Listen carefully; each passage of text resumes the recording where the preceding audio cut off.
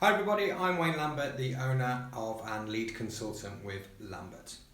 This video is about our universal truth, our single organising principle, which is to analyse, plan, execute and sustain. This is the third phase, execute. Lambert and key personnel from your company will clearly state the wellness policy's use and its purpose. And we help you to be clear about the impact this may have on vacation time, compensation and any other benefits, if there are any.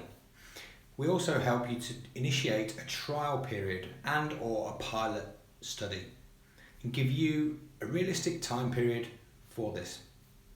In order to gain the confidence of each and every one of your employees and each team or department, we help you to understand the concept of building upon small goals, continuing en route to the larger goals. Program implementation is where we help you to implement the operational plan. We help you with program delivery, and we help you to establish a supportive, health promoting environment, all of your very own. Specific elements of your wellness program can be woven into the benefits package, enabling your employees to maintain their current health. These are all excellent investments in both the employee's health and their longevity with your company.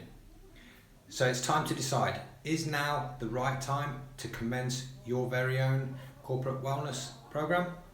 If it is, email us now at info@lambertwellbeing.com so we can guide you on your journey.